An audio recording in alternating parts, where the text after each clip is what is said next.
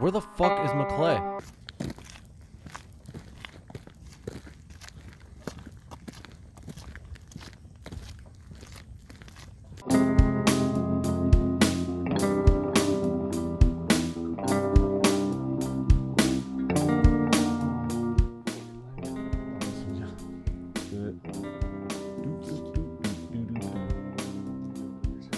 Booger shit.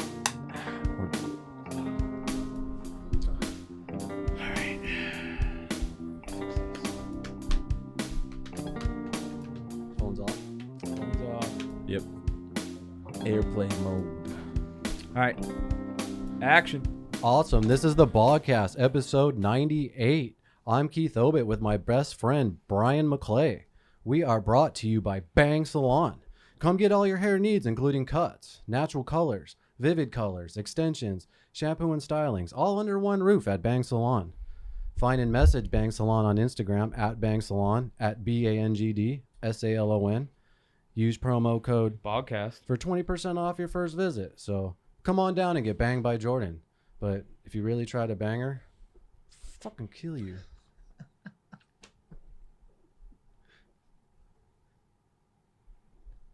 Cool. All right. Check us out on iTunes, on Spotify, on Google Play, on all your favorite podcatchers. Make sure you guys go check out patreon.com/thebogcast.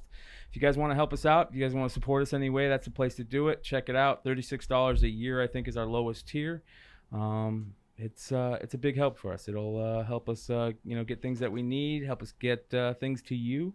And if you want some cool shit, just check it out. Sweet. Thanks, McClay. We have a very awesome guest in the house today. He's a reoccurring guest and a good friend of mine. What's up, Reavis? What's going on, guys? How you doing, man? I'm doing great, man. I'm happy to be here again, to be honest. So I'm fucking happy that you're here, man. Been fucking wanting to come on the show whenever, man. Fucking bullshit. We've been doing a lot of cool projects together, but fucking last night, man, it was actually your post that fucking I saw the bomb that was dropped yesterday with fucking Chadwick, man, and that fucking I'm not gonna lie to you guys, man. That fucked up my shit last night and this morning, man. Like I was fucked up. Like normally I don't give a shit about celebrities. Like I don't.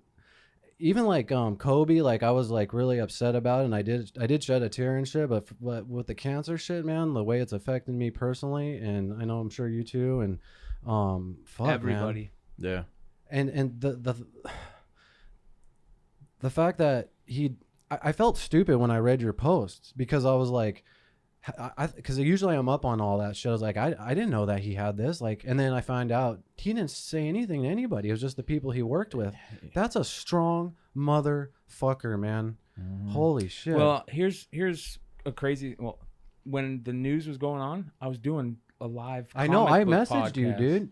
I realized because I messaged you and I realized you were doing. I was like, oh, he's not gonna be able to see this till later because I was like, fuck. Yeah, it was hardcore, man. And we got the news right as we were going live. And to be honest, it was so soon that we didn't want to try and put like his name in the title or anything, because I didn't want to look like we were trying to make money off of it or anything, you know what I mean, or trying to gain something off of it. So I instantly just took his picture and threw it in the thumbnail and didn't say anything else. And when we started the show, we just kind of said, I don't think that, man. Well, you're just honoring him and yeah. doing a natural I human felt thing. bad about it, though. Everyone's just kind of showing videos that they've worked with him or done, or just everyone's doing that, man. Like I wouldn't worry about that, dude. Yeah. The comic book community can be pretty fuck them, dude. Yeah. But the crazy thing to me is that I sat there and thought about it, and I said, man, how did he do that? Why did he do that? And I thought, he's playing a super powerful black role model that's a superhero. He wants people to remember that and how important that is. That's just me. I'm putting words in his mouth, but that's what I'm thinking. You know what I mean? Like, here's somebody who is, listen, that movie changed a lot for a lot of people. Whether you guys want to admit it or not, that movie was powerful. It was strong. It was good. Chadwick Boseman was a perfect casting. And I think he knew that. And I think he didn't want that to sully any of that. And I have even more. If any of that is true, I have so much respect for that guy. rest in powerful peace, man. Yeah, no shit, man.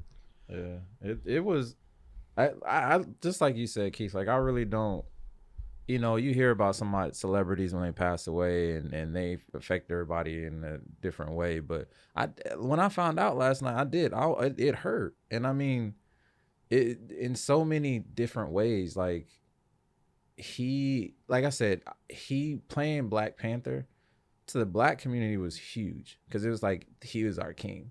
You know, I tried to explain to a lot of people that they were, you know, some people didn't understand why the movie was so big. It's like, just think if we weren't brought over here on those boats, that's what we would have had right there. I mean, wow, and I never thought of it like that way. I'll be honest. Yeah, that's what it is. So having that, something like that, was so powerful to all of us because it's something that it's like a Black utopia. You know what I mean? And just it hit everybody because Wakanda is, like I said, is, you know, in that realm, it's one of the richest cities, countries, or whatnot. So it's just the thought of that. But him playing that, he was such an influence to so many Black people, especially young Black boys. And to me, as a Black actor, he played it. That wasn't just one. He played a lot of iconic roles. You know, Jackie Robinson. That's when I first saw him. Yeah, and a lot of other 42. ones. Yeah, exactly. Yeah. But and I didn't even know too because I remember them talking about him losing so much weight. I thought it was for a role or something. That's what I thought too. But then when they actually said that he's, like you said, he was diagnosed in 2016 and he still did all these films, like it's a superhero. Yeah. And he was leaving his mark. You know what I'm saying? And he was I mean, I remember dealing with my grandpa when he passed from cancer. He was mean. He was because he was in pain. You know what I'm saying? Nobody knew that. And his family kept that in such wraps, man. But for him to do all of that, because it's not, I mean, you know, and you could contest to this. Sometimes if somebody said something could throw you off your game, you could be upset on set. You know what I'm saying? But thinking of having cancer and being on set and still smiling and being the lead in everything that you're doing, that's like one of the most inspiring things I've heard in the longest time, man. Yeah, It's legacy. Fuck. It is, you know, and to me, he was just such a huge influence to me, man. Like there was another, he was giving a speech on something because it's true. Like, and I've had a lot of people, you know, try to remind me of this. I don't know why, but it's hard for people of color in the entertainment industry. I mean, just look at the history of what's happened in this country. It's everywhere. And so it's hard to say, you know, as a young Black kid, will I ever be a featured lead in a film? Because you feel like me, I feel like sometimes as a Black man, you have to be over extraordinary to get noticed or to do something. If you look at the people now, I mean, you think of Kevin Hart, Will Smith, Denzel, it's just, they're extraordinary. And you have to be that in order to get there, you know? So it's difficult. I try not to, I know it, but I don't let that's not a crutch to me. Well, even Chadwick had struggles because he got accepted to, I believe it was Columbia or Harvard on an acting scholarship, and you know who paid it? Denzel motherfucking Washington. Denzel. And I don't know if you ever seen his thank you speech to Denzel. It's fucking. I was watching it today. It was what a couple. What a bad speeches. motherfucker Denzel Washington is. And you know how many people he's probably done that for who haven't been as well. I want to say successful as Chadwick, but probably have still had good lives, and you know what I mean, because of it and being able to prosper. He didn't just do it for Chadwick. That's what I'm saying. He did it for that whole class. That's what I'm saying. Yeah, that's crazy. But that's what I mean. That's what you should do, though. Thank you. I tell people: if you have knowledge or if you're able to give back, just give back. Like it's not for glory or anything. It's just because it's the right thing to do. You know what I mean? So and it's admirable. You know what I mean? Yeah. So sad. It's sad, but on the same time, it's sad. It's life. Yeah. And it makes you remember that, and I know it's cliche to say, hey, we only have so much time here and left, make it the happiest you can, make it the most powerful. Listen, everybody has a legacy. Yeah. Everybody has a legacy. Just because you're not in movies doesn't mean people won't remember who you are and what you did in that time you were here. And now, listen, nobody will ever forget his legacy. No, never at all. Can't remember the last time I was this fucked up over a celebrity. I think it was probably Heath Ledger. Yeah. But it was that was different because he overdosed on drugs, but he wasn't a drug addict. He just did a bad mix, I think. You know what I mean? Mm-hmm. But like I said, I don't normally give a fuck. But man, this one fucked me up, man.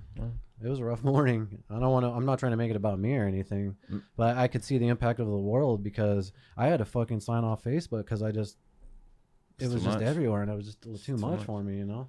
Yeah, and it's been a lot already. You know, this year has just been fucking crazy. You know, and like I said, to lose 2 legends too. Yeah. It's tough.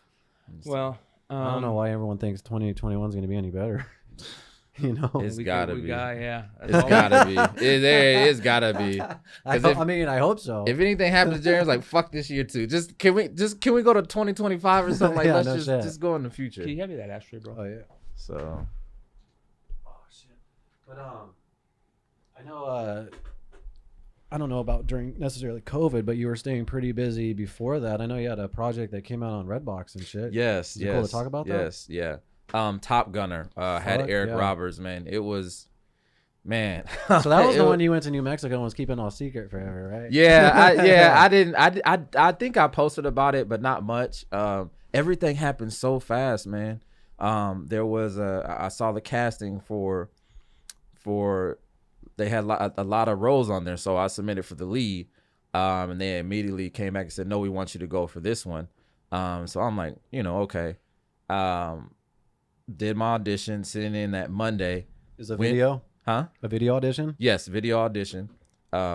They submitted and they liked it. They said, we want to cast you. And I'm like, and then when they actually sent me the script, I didn't realize how many lines it was. I literally had probably the most lines. Really? Everybody. I probably had to, honestly, when I was looking at it. And the dialogue, like, was so much because it was like monologues, like long, like you're like telling the story and yeah shit. I was like dang, like, but I mean, this is what I asked for, you know what I'm saying? So I was like, all right, let's go. And then from that Wednesday, I had to be out there Friday and then got a new script. So and it was different. There was a lot had changed. So I was like, dang, how am I gonna do this? So because I mean, it's tough, but I was like, it's what you wanted. So, people don't realize that how much the script changes, like literally up until you're getting ready to say your lines, or like, actually, we're going to do it this way. And you're like, what the fuck? Yeah. I've been practicing it like this. And so you want to get our crazy, like, I can't do this. Nope, you just shut up and do it. Yeah. So, but I mean, we did a couple scenes Saturday and I was like, all right, I got this. And then they gave me the schedule for the next day. Man, I literally was sitting in my Airbnb like, I can't do this. I think I probably did 15 scenes, dude, where I had most of the dialogue. Damn. And all 15 scenes, and just that Sunday. 15 scenes? 15 scenes, man. It was something like that. How the fuck did you memorize the lines? Don't know. I have no idea, because like, did you ever fuck up or struggle? Or? Yeah, I definitely did. And some of it we even talked to him because some of it was too lengthy. So I had to cut some because it was just, it just drawn out too much. It was too wordy. So we cut a lot out. But all I did, I know that night, I was like, that's all I did. I just went over everything. And sometimes it's not like, I just wanted to make sure I got it's coming up. Oh, okay. Sometimes I wanted to make sure that the lines were good, but I was like, I really have to be in it, because you just want to be that character. So it was just crazy. And like the last scene, I didn't study it at all. I didn't die. I was like, I need like 10 or 15 minutes. But I think that I was just in that character so long that day that I was able to flow with the lines and understand the tone of the scene, by then. So that scene was probably one of my favorite that day, just because it was ending the day and the scene was like where we felt defeated, but I had to like kind of give them a pep talk and keep them talk about what was really going on. And this, hey, you guys got to realize this is what's going on, and this is what we need to do. So But I mean, that's, as an actor, you want that stuff. I want to be challenged. You know, I want to be the lead. I want to have all those lines. So I got what I asked for. Yep. And I was happy. I mean, I learned. I wouldn't say it's my best performance, but I definitely learned a lot from it. What's like the biggest lesson you learned? The biggest lesson I learned is from that, I think, because I got caught up in the line so much. There was sometimes that I forgot about the character. Yeah. So that's one thing that I learned, that always be in character, because it does. You can know your lines and they just won't come out right. But if you're in that character, if you're constantly in that character, the lines are going to come out fine. You just have to make sure you're in that character, whatever tone it is, whatever the scene is, be in that at that time always. So that's the big lesson that I learned on that. Because like I said, I just got so focused. Like, I don't want to fuck up my lines. I don't want to fuck up my lines. Yeah, you got overwhelmed. Yeah, but I feel like they didn't give you enough prep time. Hell no. No. Well, it was a low budget, so they were, their time was limited. You know what I'm saying? And then the time that Eric Roberts was on set was limited too. So we had to make sure we got all that stuff done. You had scenes with him? Sorry. Yeah, I got a lot of scenes with him. How long was he on set for? Probably maybe 4 or 5 days, something like that. Yeah, and I was there for a week, so yeah, we had to get his stuff out. That's quick. Fucking badass. But yeah, man, I had a lot of scenes with him, a lot of scenes. What was it like working with him? He was so okay.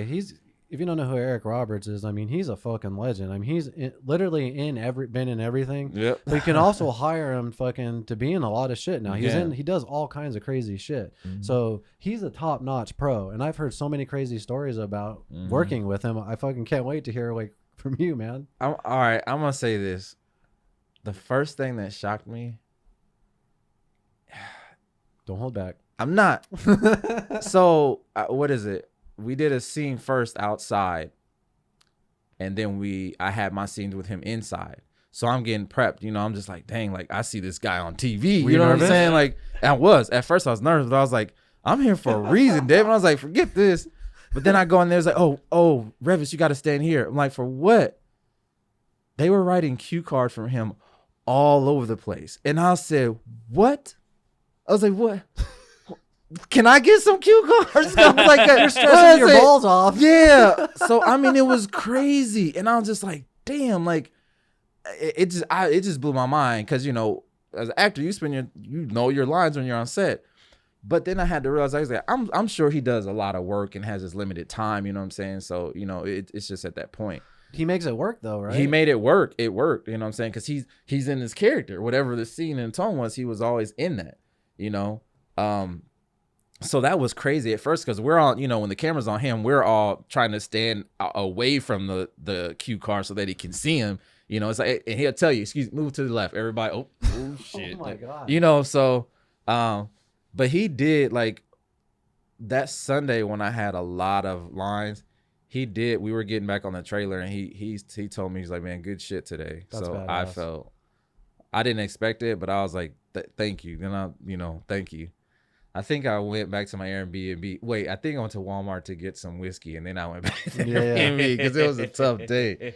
But yeah, man, it was just, it's crazy because, like I said, I've met celebrities before, check their hands, hey, how you doing? But actually working with somebody who's been in the business forever, Forever. Yes, I mean, he was in early. It's fucking Julia Roberts' brother. Yeah. Remember when, like, back in the day, him and Mickey Rourke were like two upcoming big. Huge, they were supposed to be big, huge actors, like the biggest in the biz.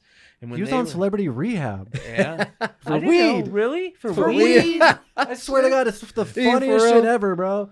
Like his like son would be in there like crying like, Dad, you smoke too much weed. It was, I swear to God. And Dr. Drew's like, you need to quit smoking, dude. Like, it's so funny. Because he's the biggest pothead, bro. He's just like us. That's probably why he needs cue cards. No, actually, that doesn't surprise me, because the top A-listers, like Robert Downey Jr., Johnny Depp, you know what they all do? They have fucking earpieces, dude, and have someone feed them lines in. Yeah, I heard this shit like back in the day. I think it was like Gwyneth Paltrow or someone was talking about Johnny Depp. They're like, oh, he puts an earpiece in his ear and listens to music and then like dances as if the script's like a song. And I was like, wow, that's fucking Johnny Depp's on another level. I find out years later, no, it's an earpiece. He's being fed lines. Robert Downey Jr. said it straight up on the Joe Rogan Experience. He's like, he actually said, he's like, they changed the script so much. He's like, I'm not going to learn that shit. He's like, I'm just going to have the earpiece. I've been doing this for years. They tell it to me and I know how to do it. You know what I mean? So the cue card technology. Yeah, technology can make it so much easier, you know. If they didn't have that, they'd have cue cards. Yeah. It's just they can afford that shit. You know what I mean? So. But that's what I'm saying. Even if it depending on what the shot is, it'd be and they have a it's lot just of. so funny because then on the other spectrum, you're fucking stressing out. Yeah, that's what I'm saying. I'm stressing and I'm like, y'all could have gave. Can I get cue cards? Shit. But no, it was crazy. But yeah, and all it was an amazing experience. So, Top Gunner on Redbox, Vudu, YouTube. Check it out. It's on YouTube. Yep. You purchase it on YouTube too. So, heck That yeah, shit's man. dope. That shit's really You dope. shot that Congratulations, in New man. That's Mexico, dope. right? Thank you. Yeah, Albuquerque. Yes, it was crazy. They said big stuff was out there, so it was cool being out there for a week. Snowed. Like we had to take a day off of set. It was snowed like 6 to 10 inches or something. It was crazy, but had to make it work. Yeah. Yeah. It snowed in Albuquerque? Yes. Dude, I want to fucking that. That's pretty dope. Mm-hmm. I always thought that place was hot as fuck. Like I Arizona. did too, but you think that it's happened? It's in the mountains, you know, so it's. Yeah. I remember when I was a kid. I was probably like 14 or maybe 14 or 15. No, I was 15 or 16, so I wasn't a kid anymore. We were coming back from Oklahoma, and we drove through New Mexico, through this place called, I think, Cloudcroft, and it's in the fucking mountains, like Flagstaff. But the whole time you're driving on the main road, like it's like a freeway / main road going through the town, there's a badass creek right along the road. It's the most beautiful place in this world, and there's this beautiful creek just right along the road the whole fucking time, dude. What are you doing in Oklahoma? I have a couple friends that one of my best friends growing up lived out there. Oh. Yeah. Do you is that the first time you worked out there? Yeah, there the first time I went out there. Yeah, so because they're filming a lot of shit out there now. Mm-hmm. That yeah, I mean I think second or third to LA, because you have LA. You know, Atlanta, Georgia, and then Albuquerque now. So, yeah, I was in Deming, New Mexico for the Creed 2 stuff. So I guess it was my second time in New Mexico, but first in Albuquerque. So yeah, well, crazy, man. Loved it. Maybe one of these days we'll bring shit over to Arizona. Right? Oh man, that's a whole nother conversation. Yeah. I wish. I don't know, man. I actually called the film commission office because I was like, well, what's going on with this? You know, I really wanted to know. And the guy honestly gave me so much information that some of it just went in and out of my head. But pretty much what I got from it was that when they first did it, they got in the red from the money they spent. And I think they were just like, we're not doing this again because they didn't want to be millions in the hole. So unless somebody puts up literally like $10 to $15 million, it's not gonna happen. Wow, I didn't know that was the reason. That's crazy. That's what he said. They didn't make any money away. from it. You know, when they tried to do it when they first started in the, what was that, early 2000s or something, I think. They just did not get any money, and I see why they wouldn't want to do it again. You just lose money, and then you're closing streets down, and just yeah. But that's why I said unless somebody wanted to really put up that money, I don't think it's gonna happen. Yeah. There's got to be like you would think that after COVID they're gonna be like, hey, any fucking money we can get in here, let's get in here. You Cannabis. would think that. I don't know. Drugs. The only problem with that is that, like Chris Martin said, yeah. Listen, we just had a buddy, a really good friend, get out of prison and for a long time, and I was talking to him and I was talking about this stuff, and I'm like, how? And Chris Martin said it. He said, "Are you talking about JB?" Yeah. When Chris Martin said it, he said it's the same thing he went to prison for. and more people are going to go to prison for it because they're going to allow you to grow up to 6 plants, but you can only have up to an ounce on you. What does that mean? I think 2.5, isn't it? No, 1 ounce. Are you serious? Yeah. And and if you have more, guess what? You're going to prison. That's so stupid. That's like telling somebody that's like telling somebody like you can have basically they're saying you can have enough plants to make you 10 pounds, you know what I mean, if you're lucky, 10 pounds, but you can only have an ounce on you. That's not going to happen. It's not going to happen. They're just setting you up. And and that's what I mean. So I understand where the movie industry is coming from, because they're probably facing the same type of fucking shenanigans. You deal with fucking politicians, you deal with politics. It's a fucking it's a joke. Yeah, it is. I don't know. It's just a huge industry out here. I think there's a lot of there's so many the scenery out here is perfect for film. So I don't know, man. Year round too, almost. Yes. Well, I mean, you could just travel an hour any which direction. Yeah, exactly. That's a great point. You want snow? Just go right up north. Yeah, you get forest, you get fucking desert, you get just the plains. Payson and all, yeah. I filmed in Payson. Dunes. It's so nice, man. It's so that's why I said it's perfect, but we'll have to see. It sucks when you see movies that take place in Arizona being filmed in New Mexico, like that one that Josh Brolin did about the Prescott firefighters. Yeah. That was in. They didn't film that here. Fuck no. No tax incentives. Yep. You know, the one thing that Arizona is good for is, I would say, commercials. Like there's a fuckload of commercials, lot of commercials and short films and like indie filmmakers, I would say. Yeah, and there's a lot coming up. Gonna have one of the best ones coming up. Late fees. Sorry, gotta plug it in. No, you're good. It is, dude. I'm sorry. I'm so hyped about that. This guy, Keith, leading it. So, doing great, dude. I appreciate that, man. Amazing. They talk about the trailer just came out. That was pretty dope. Yeah. I told Chad, man, I was like, that was dope. Like it was really, really well put together. So I don't see how I don't know, if just investors will look at that and definitely say this is something, because it is. So it looks good, man. It looks good. It's a great storyline. And not to compare it to a fucking Batman, but it's almost like the Batman shit. Like you see where they're going with the new Batman film, and well, in a sense where the Batman's only been half shot. That's what I'm saying. And they came out with that trailer. We've only obviously are half shot for so long as we've been shooting for. But where is there still the GoFundMe available for it? Yeah, that's around somewhere. Yeah, we need to put that out again. I could put links up and shit, like in the description for this. Yeah, or whatever. You should. But I mean, so we're doing this film. It's called Late Fees. It's about a VHS rental store that's struggling in the 1990s, and we're doing it pretty much on no budget with just a lot of heart. So it's not like a normal filming schedule or filming shoot where it's like you shoot for 14 days in a row. We have to like kind of find a day where everyone has off, you know. So it's been a long shoot, but I feel like it'll be worth it in the end. It is. I think so too. I think it's like you said, it's a passion project too. Everybody just put in so much to make it great, and then that's what's happening. You know, I remember when we talked before we really started filming, and we were just like, you know, what was that in the parking lot? You're talking about the short film? Yeah, actually, yeah. When we got before, was it while we were shooting the short film? When it was me, you, Chad, and Justin. Justo?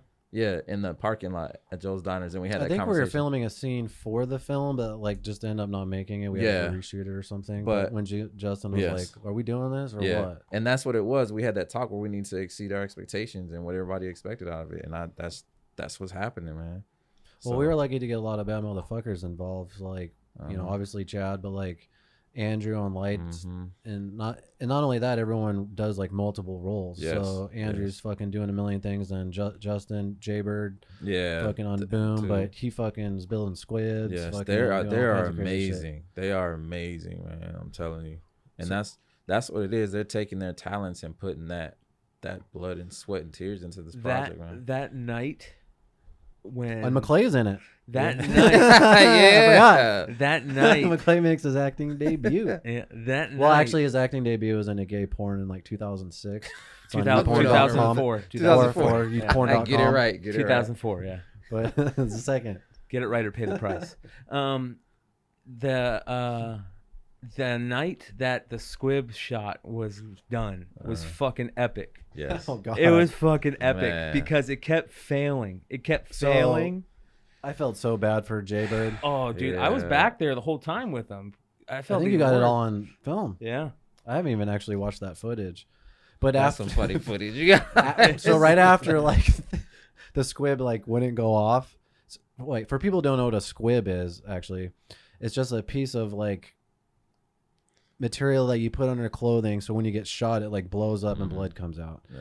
And Justin made one, and he only made 3, so we only had 3 attempts. So you know, you're getting into character. It's a pretty fucking intense scene, you know. Where there's weapons involved and shit, and then all of a sudden Press it. Nothing happened. Nothing happened. and then Nothing I at all. immediately look at Jaybird, Yeah. and I felt so bad for him because you just see like stress just come over his whole body, you know. I'm standing in front of him with a phone, videotaping it. How do you think I felt? pressure more stressful.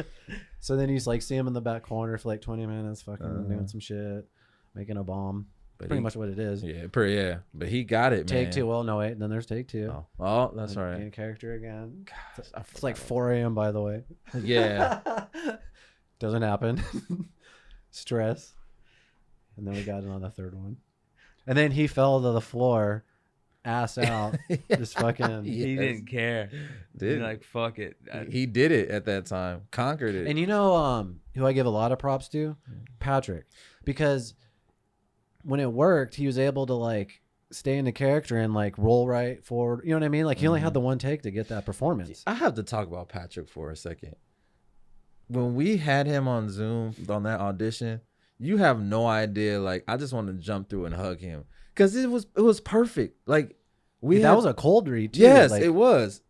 So a cold read. Do you know what a cold read? That's when you just see the script Yeah. for the first time. And read it during that audition. And we're talking And it's really about, hard to get into character when you just read it for the first time and like give this really animated performance, and that's exactly what he did. And we're talking about Patrick Valancourt. Yes, Patrick Valancourt. He killed it. He gave every little detail in the way that he his tone, how he delivered the lines. It was exactly what we wanted and exactly what I envisioned. Because like his characters and Beck is important, and he just hit it. I was like, thank you, Jesus. Well, that was a So- stressful role to cast because it's Yeah. the antagonist, and it's such an important role of the film. And that was one of the last things like we kind of cast also. Yeah. So Yeah, it to was. find Patrick, was a blessing, I guess. We needed him, and he's And then done not just amazing Patrick, job. so we got Becky Jo Harris, which is fucking killing it. Everybody. Oh. She's gonna be a star. Yeah, She's gonna be a star. She's doing amazing. Fuck yeah. Yeah, she's doing amazing, and I'm excited to have Daphne on set too. She's really good. But Yeah, we still have people that still have to film shit. we do. So it's crazy. Like I said, that the cast is just amazing. It's amazing. So yeah. So yeah, it'll probably come out in what 2030. Something. Well, that's what I We'll was. be wrapped 2023. With how this year's going, I don't Yeah. know, man. I don't know. Well, we're still getting. I mean, it's supposed to be next year in October, so we'll see. At least this year we could blame it on COVID. Yeah, we could. Like, oh, COVID. That's everybody's excuse. COVID, like, okay, but It's an easy excuse, right? everybody's. I mean, COVID did fuck up a couple of the shoots. I remember we had that Friday shoot the week when like the most fear mongering of the media was going on. Because I remember like the week before, William Kenny was like, he backed out, and we were all like, fucking William Kenny pussy, you know what I mean? Like, what the fuck? And then because we were still gonna do it. Yeah, we was And like, then- all right. Well, And let's then by still do that it. Tuesday, the media was like, everyone's gonna die. And then I remember like Thursday, we were still shooting, and Chad was working like a 12-hour shift at GameStop. Every hour, the media was saying fucking the National Guard's coming into town. Yeah, Like, man. I was like, what the fuck? I was like, I do not want to shoot this tomorrow. Yeah. And I went to bed Thursday night at like 10, set And I my remember that's alarm when for we 5. talked that. Yeah, we talked And I was that like, night. fuck, this sucks. I don't even want to go do this. Uh, And then I woke up and I saw a message from Chad. I realized he went home, saw the fucking news, freaked the fuck out. I was Yeah. like, yeah, I don't think we're not shooting we're this not today. doing it. I was so happy that Because everybody you got a little hesitant at that time, you know, and it's like, So The media William got Kenny to me, was bro. the smart one then. yeah. Yeah, totally. We were totally calling him a pussy. yeah, like, William, And then the come whole on, man. country, Oh, what? the whole country's Yeah, like fucking locked up in their house for the next 6 months. He was right. Crazy. Actually, no, he's still a pussy. We should have shot. We should have. We Yeah, were all look, pussies. We should have shot it, if dude. anybody, Fuck if anybody would have got it, it'd be that motherfucker traveling the world and shit. What it. the Yeah, no fuck? shit. He's the one spreading it. Yeah. Yeah, there you go, right there. William is spreading COVID. It's No, crazy. we could have just shot it. We probably wouldn't have got it. Yeah, but we're rolling though. I think once we got that momentum, just started filming and just going with it. It's been good. Shout out Jesse James Comics. That was pretty Oh dope. yes, shout out to Yeah. Jesse James Comics. Thank you. Very nice. That place was perfect. That was fun as fuck. There man. he got so much stuff in that place. I literally felt like I was 10.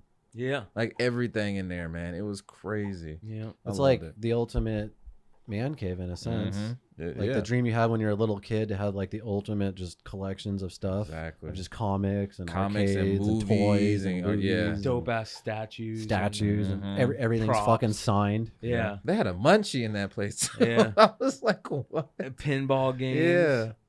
Signed by Megadeth and fucking. Walking Yeah. Dead. Going off on random times. Yeah. I was like, okay. Oh yeah. Those pinballs, man. Do you have any other projects? Didn't you have another short film that came out recently? Oh yeah, I you had did a a co-starring role, I I had a believe. comedy. Yeah. That was Do Not Open. Is that available to watch right now? Yeah, I'm trying to remember where it's available. I don't think it was put on YouTube yet. I gotta talk to the guys. I just know they actually put it out in a lot of film festivals. Oh sweet. But then everything went to Zoom and where you could watch it. But they did a lot. I think they put it in probably 20 film festivals. I know I have it. I mean, I know it's on Facebook. I put it up. I don't think I put it up on IG, but yeah, it was a cool little short that I did back last November. And it was pretty funny. It was cool. Is it like excuse me, like a 10-12 minute short or something? It's probably about 7-8 minutes. Oh, okay. 7-8 minutes. Yeah, pretty. Like a pretty 1 short. day shoot, 2 day shoot? Yeah, just a 1 day shoot. There probably about 8 hours, if that. But yeah, it was fun. The guys, the production company was really good. They're cool. Took care of everybody. Casting. It was kind of funny because I had this guy hit me up on Instagram saying he saw my stuff. He was like, I want you to, I want you for this character. I was like, all right. I sent him some stuff, my reel and stuff, and I didn't talk to him. And then I saw the casting from Good Faith, so I submitted and I did the audition and I got it. And then found out it was the guy was a part of the production company, So I was like, oh, well, I was like, that's crazy. But he really decided to go with them to cast because he saw Good Faith on my page from when I did the Four Peaks commercial. So time to unfollow him? Yeah. Remove him? No. Just kidding. He's stupid. Delete. No, I'm just playing. But yeah, because I mean, he asked me like how much my day rate was, and I think I said 1 or 150 or something. I should have said that. But I mean, I got more going through Good Faith. You know what I'm saying? So it all worked out in the end. I hate when they ask day rate. Man, yeah, I was like, I have no idea, but I'm gonna start saying Because you have to put worth to yourself, especially when you've been in the game and experience and shit. But at the same time, it's like it seems pretentious in a way. Yeah, 1,000 a day. I'm like, what the goodbye. Yeah. But like deep down, if the project's good, I would do it for fucking free because I love doing it. Also, you know what I mean? So yeah, I hate when they ask that shit. yeah. But I mean, at the same time, I guess that's what agents are for. Yeah. But at the same time, and this is what I want to do all the time. I don't want to go to my regular job. You know what I'm saying? So I'm hoping that happens more, but it will. Well, do you think things are gonna like pick up or? Oh yeah, they're picking up. I mean, I've heard that, I've seen castings already. So that you're submitting for shit now and stuff? Well, my agents are, yeah, but like on Actors Access, I've seen a lot. People I've seen people getting casted for commercials, still film, and they'll say, just reading, they're ramping up, getting ready for productions on different films. So yeah, I know they're getting back to it. I mean, I don't know exactly what they are, but they have protocols on set, mask and social distancing and stuff like that, and I know other people that are constantly still working on sets and stuff right now. So it's still, it'll pick up and get back to normal probably by the end of the year, beginning of the year. So heck yeah, definitely. What's crazy is you were talking about film festivals, and you would think that right now, like, film festivals will be blowing up because everybody's at home, and they should be doing this shit over online, like some of these conventions are right now. Like they just did that DC fandom shit. Yeah, film festivals should be doing shit like that right now, and people should be submitting to that shit because people have nothing to do but watch that. Right? Shit. No, it's perfect, and I think there's a lot that have. We even did one. I forgot what it was. It was on Zoom with Chad. They had ours playing one out here online. Late Fees. They did the short film, yeah.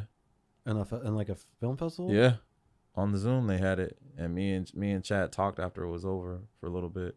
I think that was about like, no, I think you knew about it, but I'm just kidding. I'm trying to think what happened, but I'm just playing. It was probably when COVID was all crazy. And Keith hitting his closet. Yeah. He's like, I don't want to talk to nobody. Yeah. I don't even want to in like a move. fucking fab suit. Yeah. But so yeah, they've been doing a lot of that, but yeah. And I missed that DC fandom too. I just seen a lot of the trailers though. Did you see Batman? Yes. What'd you think? It's dark. It's dope. Which I think is cool. I still want to. I'm excited to see Jeffrey Wright in it. I was happy to see him in it. When you say dark, you mean as a good or bad thing? No, dark is good. I mean, because Okay, Batman is dark. Yeah. It always has been. Like, I remember my favorite one was Michael Keaton. That's when I liked it. But then they went to all that color and stuff. It just wasn't. Joel Schumacher. Yeah, I was like, eh. That's because they got to a point where they were just trying to sell toys and Yep. things like that. Yep. But then when they went with the Black Knight, I think that they went back dark again, and so we'll see how. What do you think of Robert Pattinson? He's just very, to me, he's dark. I think he always has been, ever since Twilight. He's just, that to me, that's when I see him. That's how his character, his demeanor is. It's just dark.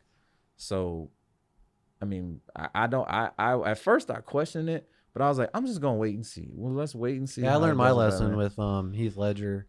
Yeah, because I was on that train when I'm not gonna even lie, when they cast him as a Joker, I'm like, the guy from Brokeback Mountain, you know what I mean? Like, but then after I, obviously watched The Dark Knight, and I watched all of Heath Ledger's films before that, and I realized he's a fucking god. Yeah.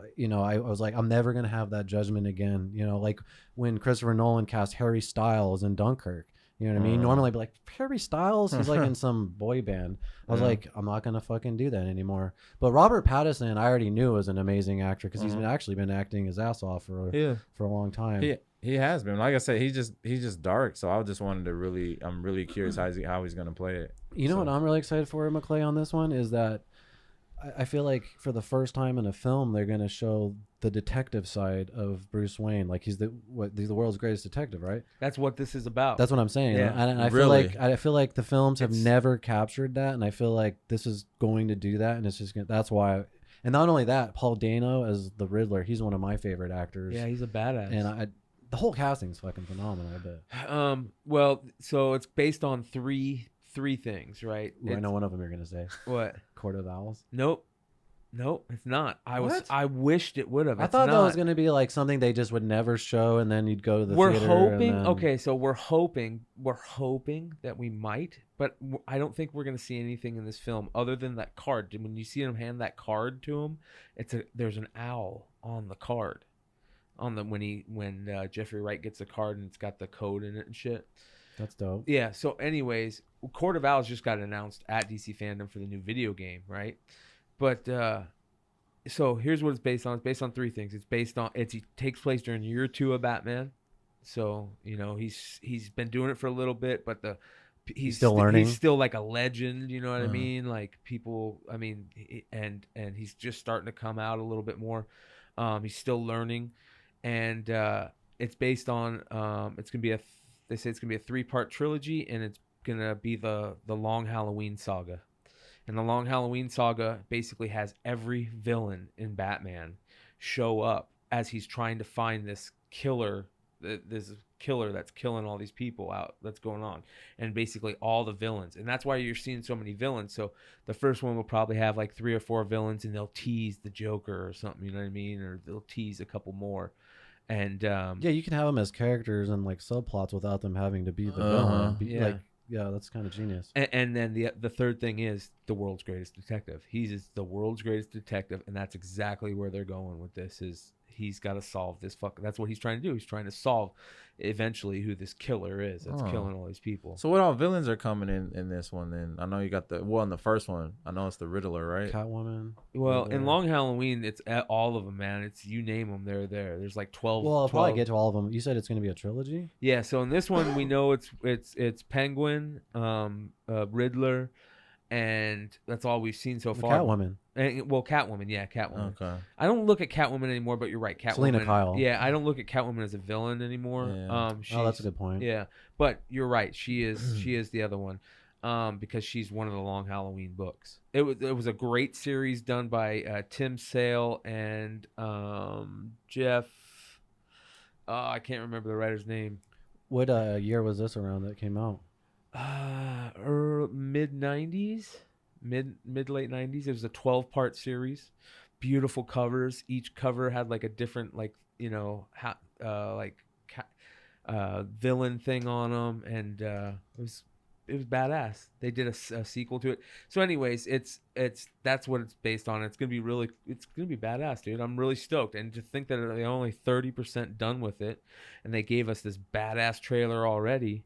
That's fucking when we know, we know where they're heading, and everybody is cool with it. Like even the most hardcore Batman guys are like, yeah, I'm cool with it. When he fucking took that dude out and kept punching him, and you know what that's from? And the fucking video game, dude. And he goes, if you ever played Arkham Knights, or those are the baddest games ever. Those Batman games. Yeah. That was a fucking combo move out of that video game, dude. I felt like they're taking the fighting out of the video games, which is amazing, and then like elements of the Dark Knight, adding the World Detective. It's fucking dope. They're getting really deep into the grittiness. Matt Reeves wants that grittiness. He's bad, dude. Frank Miller type shit, dude. I watched the baddest shit, and I think you might have watched this. There's when Schumacher ruined Batman, they put Batman on the shelf for a long time. And in the early 2000s, or late 90s, early 2000s, they wanted to. You know who they asked first? Yeah, well, that's who I'm going to talk about. So they went to Darren Aronofsky and Frank Miller. Frank Miller is like the god at the time, was the god Batman writer. He wrote The Dark Knight. He wrote Year One. He wrote Daredevil, Elektra Saga. Because they wanted him to do Year One. Yeah, they wanted him to do Year One. And Aronofsky and him each worked together on the script, and they each wrote one script each. But it was based on their same idea. The whole movie they did, it was so dark and gritty. And there's a thing on YouTube where they go over the whole thing and they read the script, parts of the script. You can find the script online. It was fucking badass, dude. It would have been dope. And it fell apart. They just, when they gave it to him, Warner Brothers was like, "Fuck, this is way too dark. Fuck, we can't do this." And they shelved it. Dang. And then they offered it to Christopher Nolan. Yep. It's crazy. But yeah, the DC fandom shit was dope. That Batman trailer. Holy DC fucking fandom shit, though. I mean, as far as content that they released that day, there's more coming. As far as video games, as far as fucking movies and shows. And Did you hear about Star Wars Celebrations happening? Getting ready to. Well, people are thinking that the new trailer is going to come out for Mando, and you know what I mean? Like, if that happens and that Ahsoka Tano shit is in there, dude, shit's gonna go crazy with that too. People are gonna be geeking out. I'm hyped for the Snyder cut on Justice League. So am I. Because I mean, you know, when you found out what happened, you know, who was the director that Zack they brought Snyder. in? Well, after him. Oh, Joss Whedon. Yeah, he changed everything. Hey, fucked it up. So, well, I don't blame him because of his time. Yeah, you can't blame him, but I'm just saying everything that was supposed to be in there wasn't in there. I blame him. Fuck that. That was a fucking layup, dude. Well, yeah, it was. Mean, I'm honest. I didn't like the film that much. He I just ruined thought it was. it. I'm not saying. I know he ruined it. I'm not trying to defend him, it does suck. I fucking hate it, but he was just taking a job and just did what he could. Yeah. You know what I mean? Like, I couldn't imagine. He was trying to make it his when it was already done. I couldn't imagine like what he went through to even try to do that, to try to finish. I heard that. He was a dickhead too. Yeah, I've heard that. Film. I've heard that before that film. Who's the dude that plays Cyborg? Ray Fisher. Oh yeah, Ray Fisher. Called him out. He called him out. He did. Yeah, he's like, he was a fucking asshole to me on set. He tweeted about it. He was an asshole to every other actor, actress on set. He was. And just everyone loves Zack Snyder. Yeah, everybody loves Zack Snyder. Well, that's why I think that's why they advocated for that, and they said it's going to be 4 1-hour episodes. I was like, the trailer was kind of weird. They picked the wrong song. It was weird. It was different. Yeah. It was really different. I forgot. They picked that song that Buckley sings. It was slow. Yeah, and it was just the wrong song. But it's a good song, but it was by the wrong person or something. I don't know. Anyways, yeah, that's never been done in film history. Where it was a hashtag, right? That saved this. Yeah. People wanted the fans. Was it save the Snyder? Yes, Snyder cut, and then the actors started doing it too because they wanted But to have 4 1-hour episodes, just imagine how much footage they really had. Well, they came back and filmed more. They did? Yeah, that's what they're doing now. Yeah. Okay. Yeah, they're filming all kinds of shit right now. And did you see the fucking Ben Affleck's gonna be in the fucking Batman and the Flash? Yeah, that Flash shit is gonna be dope, dude. You think so? And Michael Keaton. Here's why. Because they're gonna show all the. Oh yeah, they're bringing Michael. Now that I'm excited about. Let me tell you why Flash is gonna be dope. I have 2 reasons. One, the storyline they're basing it off is one of the best storylines ever. Jeff Johns, one of the best writers in comics history. And Flashpoint, fucking amazing storyline. Like that's a cartoon too, right? Yeah, he did the time thing. It was fucking great, dude. I didn't read it, but I saw the cartoon. and Jeff Johns is he is probably my favorite writer. And so they got good storyline. And here's the other thing. That what's his name? Ezra Miller is such a fucking douchebag. You would have think that they would have kicked him off this project after all the dumb shit he's done. What did he do? He just choked out some. Yeah, he choked out some chick. Are you serious? Yeah, he does stupid shit on camera. I honestly I wasn't sold with him on Flash. I just you know why I wasn't sold onto him is because I was so into the television show, and I love I forgot his name, the guy that plays it on. Yeah, Grant Gustin. Gustin Grant. Well, here's the other thing though. So that Ezra Miller dude is such a douchebag. You would think that he would have been kicked off of this shit. This shit has been in limbo forever. But he has something, or they wouldn't have kept him around. He's a fucking douchebag. He's got something, and he's the guy. Most awesome actors are douchebags. But he's helping to write the script. They do stupid, crazy shit. He's helping to write the script. Oh yeah, yeah. Didn't he write the script with one of the comic book writers? Jeff Johns. Yeah, but they're not using that. But that's what I mean. So the idea. But he's into it. He's still part of it. Yeah. So they're like. He has something. There's something there, and they're pushing forward. That was in limbo hell forever, man. And that Justice League shit was so bad that nobody wanted to see anything DC after that. No, it was because I started thinking, I was like, to me, the only thing that DC has is Wonder Woman. I thought that shit was amazing, and then it looks like the second one's gonna be good too. And then Aquaman was okay. So, but other than that, what does DC have? Aquaman's trippy as fuck. Who? Aquaman. Yeah. That was different, but it was cool. I liked it. I saw how they filmed crazy. It was crazy. None of it's underwater. It's all in a big. So it's all like a bunch of dudes in green leotards, pulling the people as if they're swimming and shit. Just imagine what the avatars are gonna be like then. They're actually really doing that underwater though, dude. Avatar, they are. Yeah, they have James Cameron builds he did this for the Abyss, where he builds huge water tanks for the Abyss, and he filled it with like a bunch of balls on top of it, so it's like underwater darkness and shit. And he's doing the same kinds of things for Avatar. That's gonna be crazy. I've seen him in the water with the actors and shit, with the camera and shit, and they're in those same suits with the balls on them and shit, in the water and stuff. That's gonna be one of the craziest movies too. Yeah. It's been, how long have they been filming that? I don't know. Well, I think they're filming it because they're gonna have 3 come out, right? That's what. I still feel like they've been filming at the same time.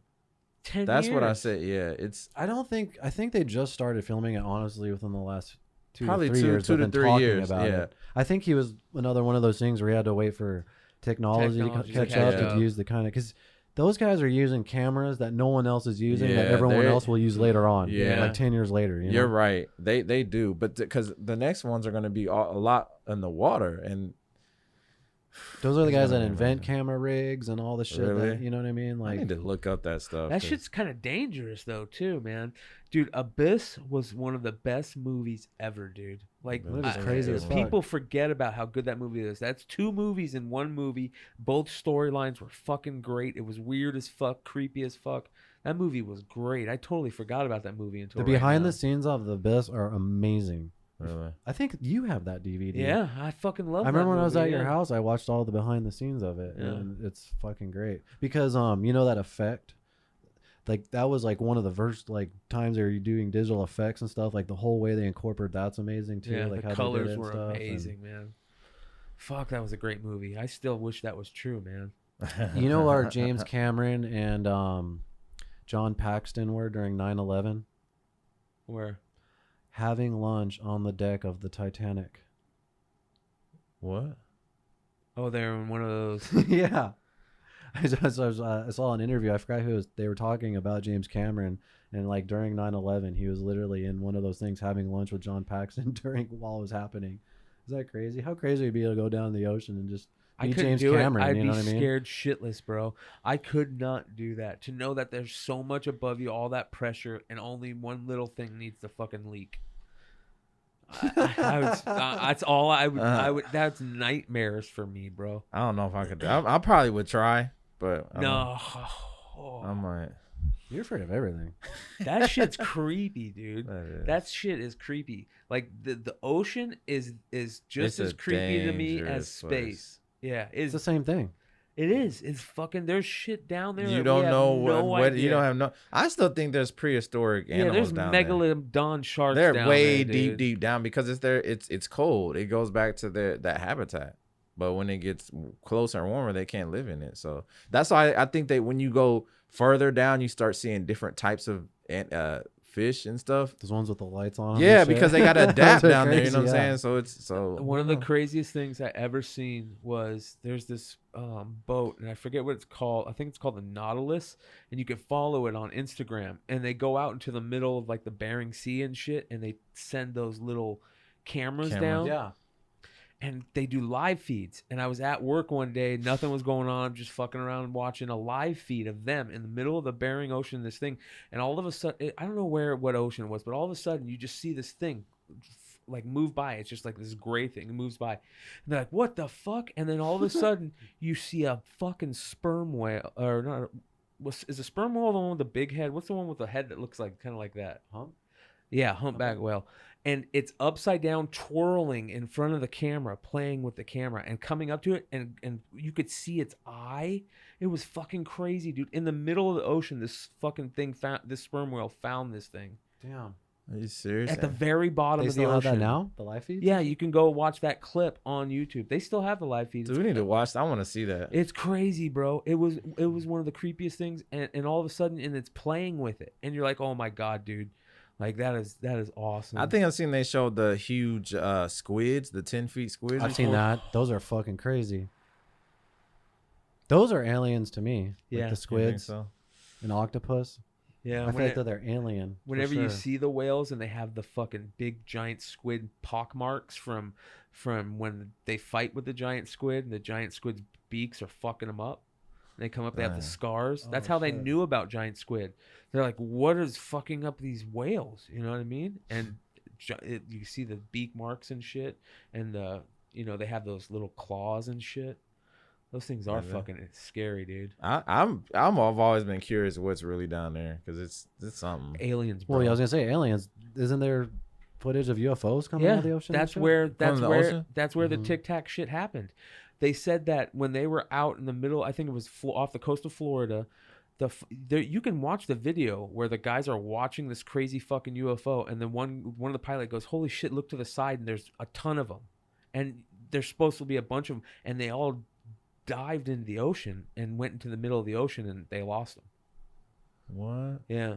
A lot of UFO shit comes from a lot of UFO sightings happen on the ocean. I haven't heard about that one. A lot of Coast Guard, Navy people, they see that shit because they're in the middle of the ocean. You know what I mean? A lot of shit happened off the coast of Florida where for over a 7-month period or something like that, they had constant sightings. I think it was called Gulf Coast, Florida. Constant sightings of these fucking UFOs coming in and out of the ocean. It's crazy, dude. Like the ocean is unexplored space. Territory. Yeah, Yep. It is. There's so much of it too. We are going to Mars. Hey, eventually. Like I said, they're not. Everybody think it's funny because everybody's so scared of it, think it's far fetched. But I was like, no, I don't care. Yeah, I believe it. We're the youngest He planet. wants to actually nuke Mars, I think. What? Who? Elon Musk. Did you hear about the create, fucking the Neuralink? Oh yeah, that's crazy. Well, Well, he talked about that on Rogan, but it's now ready. he has it in a pig. Yeah, he's got a working model, a thing that attaches to your brain, and it's called the Neuralink, and it can They fucking drill a hole into your skull, take it out, put the link in. It's a lead. It's like a really small, really tiny wire, like a lead. And it's supposed to cure anything from Epilepsy. People are paralyzed. Yeah. Blindness. Yeah. Just all these crazy really? fucking So they're disabilities. testing it out now? They said they fucking had one in a pig. I don't know. Like, I'm assuming they have it on humans and shit. I mean, I'm assuming I wouldn't want to that be a there's guinea pig for that. I bet you there's a ton of people that would be like, try it on me. Yeah. People that you go, hey, Well, do you want to walk again? Yeah. See, I already think there's too Yeah, much that we're involved in that keeps us from using a lot of our brain power that would probably heal us. We're I've heard a lot of stuff this summer that made so much sense. You think of like fluoride. I had an actor messaging me about some stuff. I forgot what it was, talking about mind control and something that I'd have to look at it again. But for real, I was like, what is she talking about? But I told a friend of mine that was in the military, and he was like, yeah, I know about that stuff. And I was like, well, shit. So I don't know, man. There's definitely, it's a real thing. And even the Yeah. government's done experiments that are proven that they've talked about in I don't know. classified release documents. I don't know if they've gone as far as the MK Ultra shit, but they have done. That's what I'm saying. Is the Yeah. MK Ultra shit, That the MK LSD shit, yeah, like the that's MK Ultra fucking shit, mind yeah. control right there. Yeah. But you're right. They've done some crazy shit. I still to this day think HARP is some fucking. There's some nefarious shit going on with that thing, man. It's HARP? Yeah, the HAARP, I think it's called. HAARP. And it's like this fucking weather manipulation tool that they use, and it can do some fucking crazy shit. A lot of fucking people in the fringe think that they can use it to create hurricanes and cause earthquakes and shit. And they basically can manipulate the weather with it. They send these fucking radio waves into fucking crazy shit, does all kinds of weird shit. There's a lot of stuff that we don't know about. The mind control is the fucking media and the television. Media, social mind control media, right there. everybody. Yeah, is that. And then when all the chemicals that they put in, It's what like, you I'll tell you, eat, it's like, for example, you ask any person right now, they'd say it's the end of the fucking world. You know what I mean? But the reality is, besides the COVID shit, it's the safest time ever on the planet as far as traveling the world and things like that. We just think it's dangerous because we get every single fucking story sent to our phone and we see it right away. You know what I mean? It's just because we know about it. You know what I mean? Before, we never knew about any of that shit because we didn't have access to all this crazy information. It's actually the safest time in the fucking world right now. But everyone thinks the world's ending, you know? No, I don't think so. I think it's. But you know what else? Every fucking generation thinks the world's ending at that time, no matter what. You go all the way back in time. This right? is what happens in human life. We go through fucking disease. It's happened for millennia. The disease happens. It's gonna happen again, and we just gotta fucking fight it the best way possible. But you're right. Other than that, we live in I shouldn't say that. It's crazy right now. It's fucking crazy right now. You know what I mean? I don't know. There's a lot. There's a lot going on. I don't know. I don't know if I would be traveling right now You know Well, what I'm I just mean? still saying it's still safer than traveling any other time in history. You're right. You're right. That's all I'm saying. You're 100% right. 100% Like, it right. seems crazy because you just see all these riots and all this crazy shit going on. Like I said, where my friend that went to Seattle, I was like, man, you went to Seattle? That's crazy. What's it like? She's like, they just have that one block shut down. It's everything else is fine. I'm like, oh yeah, it's just the media making it sound like Seattle's burning down. Dude, you know what I mean? you know like, what my brother said the other day that fucking was, I could not believe that I heard somebody say it, and then I couldn't believe I almost agreed with it. I basically do agree with it.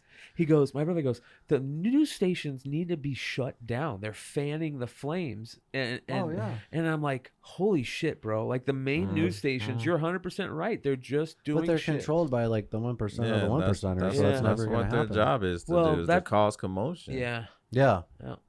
And they're not a news thing anymore. We get our real news from fucking the internet now. We get our real news from people on YouTube or They're just like reality shows. Yeah. And they need to fucking, they're fanning the flames for some fucking wicked shit that's going on right now. And once it gets too violent, then the whole cause is lost.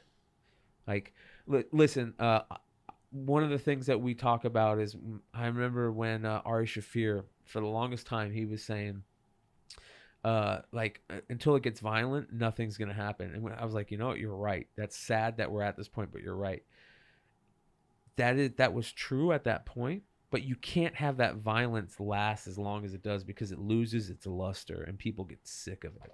And then it just, well, it's just the defeats kind the of purpose. violence that you create when your violence is towards some fucking small innocent business owner that has nothing to do with anything compared, you know what I mean, or compared to the actual objective of what's going on. Yeah, because people are just misguided with the violence. They are misguided. The people are just angry and upset and want to fuck shit up. Yeah. You know what I mean? Fucking, for all I know, if I was younger in my 20s, I'd be out there fucking doing stupid shit too. I don't even know. It sucks because there's a real fucking problem. There's a real problem that needs to be fixed, and I'm just worried that the violence is gonna cause it so that problem doesn't get any better. No, it will. Whenever you have something happen, you have those people who take advantage of it in a negative way. Yeah. And that's what's happening now with everything going on. I just wish that the media would say, "Hey, let's stop the violence." You're not hearing that from the media. You don't hear it. That's not their They're job. just there like this with their cameras. Yeah. Like, No, they're trying to push it. Like they'll say, you know, they'll say, I was listening to somebody say that they were watching some channel and it said, you know, they're standing behind a building on fire and they're like, it was a fiery night, but mostly peaceful. And there's a fucking building on fire behind them. It's like, yeah, that's like saying, what's the report from the Titanic? Oh, it was a good night, a little watery, but a good night. You know what I mean? Like, what the fuck?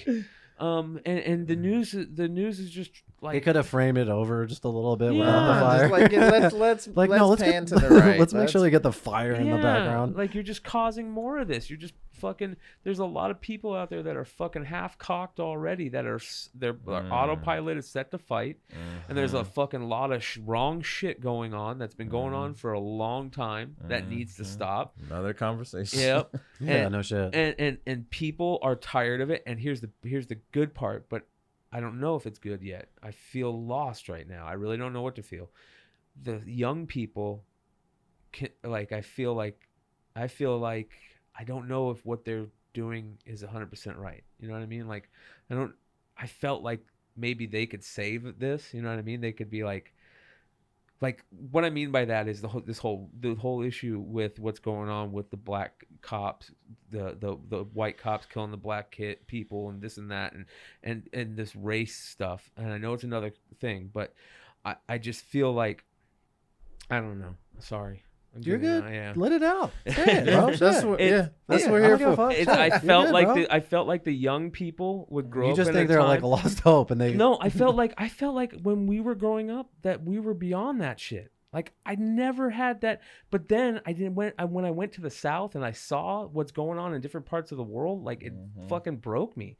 And I thought, holy shit, dude, the young people can change this, because the young people are going to grow up in a place where there's more inclusion, and maybe they'll not see that, you know what I mean? And I don't know if it means that we just need the older generations to die off. I don't know what it means. I don't know if we're lost, if the young people are not doing that, if the young people. I don't blame the young people as much as I blame the media and the two-party system. You got the Republicans and the Democrats who are just two football teams that are constantly battling each other instead of trying to help you. Until those problems are solved, I don't blame the young generation. You know what I mean? I blame. We need young generations to be angry. You know? Yeah. I just thought like it was changing, and it didn't change. I felt like during our generation, I felt like during our generation, it would the next two generations and the next generation would be better. I see what you're saying. You know what I mean? I see what you're saying now, and then the old people dying off, and then because that's what I thought too. Because I give an example. When I first can you pull the mic up just a little bit? I'm sorry. No, you're fine. When I was in high school, my freshman year, I went to a high school that was out in the rich area. First year, there was so much just racism. Period. Like I'd never seen it in my life against me, my friends. Like we all walked out one day, but then after that, once that class was gone, never had any issues. Never. So that same mindset, I thought that too. Maybe when the older generation dies out. Just to give a general statement and not get too deep into it, things have never changed. It just got, like you said, you thought that it was going away. It was just considered, hey, don't do that. Like, stop. Put a blanket over it. When Trump started coming out, he made it acceptable to say whatever you want, to do whatever you want. So if you're racist, you could say whatever you want and do whatever you want, and it's gonna be okay. And that's what happened, because that's during his campaign, and then when he was elected, you saw it more. It became more prevalent instead of slapping, hey, don't do that. That's all it was at a certain time. I mean, it was still there, but you just didn't always see it. But and that's the thing. It's still there. It's not. Nothing's going to change until there's a power shift. And you look, and I tell everybody, when you think of when constitutions are put into place, banks, all these rules and the way that we live life will put into place, who is in power? Okay, who was going through segregation and racism? So it hasn't changed, and that's just facts right there. So until the power shift changes, nothing's gonna happen. Yeah, you're 100% right. And that's just how I feel. Here's I was talking to a friend the other day, and he brought up a good point. He said, how many politicians you know out there that are our age? They're all old men. They're all old white men. Dudes, yeah. Mm-hmm. Old white men who, and I'm like, dude, you're fucking right. There's nobody in the political field that I can think of. And then you look at the president of Canada, and he's like our age, and he's legalizing cannabis, doing all kinds of shit. And I just, oh man, it's so disappointing that we didn't get better. And you're 100% right. We're still in that system that's based off of feathers. Yes. When people are writing with feathers. Yes. Until the system changes, the two political parties, I think, and you're right, man. Until nothing's going to change. I'll be honest, man. I grew up. I think we talk about it all the time. Our child, at least my childhood, was the perfect fucking childhood, man. I growing up in Arizona, and the time and where my parents had us, it was a fucking perfect childhood, the dream childhood. And I never saw any racism, distinctly. It was always there, obviously, like you said, you know what I mean. But it wasn't distinct, you know what I mean. And as a matter of fact, if we did see it, we were taught, like, fuck no, you don't deal with that. Like you said, if somebody says something, people just let it go now. No, there's consequences for that. You punch somebody in the mouth sometimes, you know what I mean? And I never saw it. But then I remember when we had friends that moved to Louisiana, and they were like, it's different out here, man. And I'm like, what do you mean? They're like, not in a good way, dude. It's fucking hard to watch. And I remember that making me think, like, holy shit, like, you're exactly right. It's still there. We thought we were maybe doing something to make it better, and it's still fucking there. And that's the saddest part. That's the saddest part, man. Yeah, and just like I said, that's why, and what bothers me the most, like, I try to live through life saying everybody goes through something different. Like, I don't know fully what you've been through. I can't talk and speak for you, and the same for you. So when you're telling me something that you deal with, you shut up and listen. Like we've talked about some of the stuff that you've had in your past. I never dealt with that. So listening to you, I was learning of how you overcame stuff, you know, what you did and how you overcame it. And then what you said is just important. You learn. That's what you should do. You should Right. listen and learn. Right. And that's what the problem is. I've seen so many people say, like, the whole Black Lives Matter. People be like, well, that doesn't, all lives matter. Just stop. That's not what we're saying. You don't get it. Like, you don't, there's obviously an issue that while everybody is up here eating steak and shrimp, we're still fighting to get scraps. We want to be up there eating with you. That's what we want to get to, where you're at and be important. You know, that's where we want to get to. It's not about saying nobody matters, but we want to matter just like you. You can't say, hey, we're based on equality and have that fucking type of shit. Yeah. You can't put your chest out and say, we're America, we're the greatest country. Wait, we're still the great. I still agree with the greatest country on earth. I don't even know if countries even matter, to be honest, right now. Like, I feel like that shit doesn't even matter. Imaginary lines. Yeah, I think they're just imaginary lines. But you would, you know what I mean? Like, See, that's what they are, really. Yeah, they are. Well, the imaginary line to Mexico is getting filled out. Fucking Trump. I don't fucking get it, man. They're fucking lost, dude. They're lost. But the other thing is, there's fucking opportunists out there that are fucking it up. They're fucking it up, man. They're just making it worse. And you're right. Nobody listens anymore. Nobody sits down and talks instantly. And that's the human nature. That's the sad thing about the human nature is we're set to like fight. Yeah. You know what I mean? Well, and listen, there's certain things that somebody's going to say to you. I don't care who says it to you. You're going to get mad. I think the most important thing is what he said is just not having the understanding of not knowing what someone has gone through. So like I used to just judge people right away just from the look on their face, like fuck that guy. But now I'm like, I'll say that right at first, like fuck that guy, and then I'm like, actually, I have no idea, you know, what he's going through. His dad could have died. Who knows what the fuck just happened to that guy? So, and you always say it's just empathy.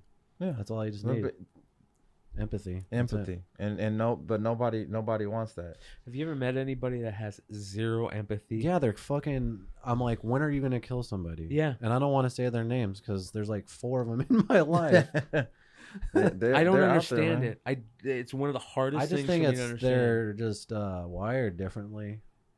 Those people, to me, because I've met some people who, I'm not even gonna say naive, just didn't know. Like when I had my hair out, when it was there, when I would pick it out. You had hair? Yeah, sure, that's a lot. No, and I had one white woman I worked with before. She's like, "Oh my God, can I touch your hair?" Because she's never seen anything like that before. She just wasn't around it. And so I'm not gonna say naive. She just never grew up around black people. But then you have some people who truly, and this is crazy because I'm reading the Law of Attraction right now too. So this makes me question a lot of shit. But some people who are just evil. Yeah, straight up. And as I'm reading this Law of Attraction, like having this conversation, this makes me think, because there's like you have your inner being has 2 feelings. Either it's good or it's bad. So while these races are out here naturally being racist, like hating black people and want to do these evil things, is that who you truly are? Does that make you happy? Is that who your inner being is to be hateful and evil like that? I think those people are just, they don't love themselves, and so they don't know how to love and respect themselves, and that's the only thing they do know how to do is hate, you know? The thing that I don't understand the most is that, and you brought this up earlier, not to get too political, but our politicians are not doing anything to fix it. And that you look at the shit that's so deep, like, and to bring up Chris Martin again, and the systemic racism in the prison system, and everybody agrees, like the majority of people that you talk to that look into privatized prison systems and putting people away to basically make money off of them, and anybody who most people agree that shit is happening and it's super wrong, and we've known about it for a long time. Why isn't it fixed? I don't understand that. It's the people at the top. Like I put there's too much money involved. Yeah. Let me use this analogy real quick. Let's say it's early 1900s. You come in. Let's think of what's going on. You got one of your ancestors. Your great grandfather starts a bank, gets all that bank money in. Who do you think he's gonna in his will, who he's gonna give that to? Or who would you give it to? your family, right? Would you give it to anybody else? Honestly, would you say, oh, I'm just going to let this random person who I think is good, or I'm going to give it to keep it in the family? I don't know. To be honest, I don't have enough to give to somebody. But if I But had if you something did to have give, it, you know Give what I some to would me, do? right? I would give it to all the people I love, whether they're my family members, my friends, or not. Do you love I me? would. Yeah, He said what he yeah. wanted. Cool. I would give it to my yeah. But most of the time, you want something like that to stay in the family. So when you think of those people who were in power back in those days when constitutions and stuff were and you know, ways were put into place, how we live today, they're not gonna let go of that power. Yeah. Oh, That's it's been what there for hundreds of It, years. yes, yeah. it's been Oh, there. for sure. So they're not gonna you use it. You think of, like you said, the politicians. You think of who's in control of the ownerships of sports teams. They're not going to give that up. They're not. You and like when I was in college, I think we were talking about it before about, you know, like the media. I was in for broadcast journalism. You know what one of my teachers told me? It's like a pretty much just like a cult. And you being a black male, it's gonna be hard for you to get into that. It's like a what? A cult. It's like a cult. Oh, cult. I Yeah, thought you said cult. the top media, Cult, you know, yeah. who's no, in I it's, believe that. You gotta watch full of Mr. women. Robot, dude. It's all about that. Yeah. The 1% of the 1%ers that just control everything. Yeah, so he said you're gonna doing all this stuff, but what's your percentage that you're actually gonna get in, that they're gonna let you in? They're gonna let you in. They're going to let you in. You gotta be And that's born what it's into all it. that's what it's all about. Or a Mason. I also felt like this could have been a chance for that shit to kind of like, for something to go right. But that's the thing. Everybody, we're boycotting. People give their empathy. I'm not trying to be mean, but it's going along what you said. Okay, I'm tired of this talk. I want to see action. Yeah. Like I want to see something change. Yeah, and that's why, you know what, Tim, you want to be, I'll be honest. I'm going to be 100% honest right here. I haven't voted since the last time I voted for the president. I voted for Barack Obama the first term because he went, if you remember when he was talking, my main thing has always been transparency. I want fucking transparency. I want full transparency. That's what we need. I want to know about the bullshit that's going on, and I want to know about the aliens. I want to know about fucking everything that's going on. I want to know about it all. Yeah, even the hardcore shit. There's some people, if you don't want to know about it, then you don't have to go look. But I want it to be available for people to go see. You know. And that's just how I felt. And Barack Obama was speaking like right to me. I was like, holy shit. He ran on, in my opinion, like 100% transparency. Shit's changing. Fuck yeah. Let's get a fucking a black man in the presidency. Everything felt really good. And nothing fucking changed. And it made me realize that nothing's fucking changed for a president in a long time. Nothing changed. Every politician gets in there and they do nothing that they said they would. Nothing.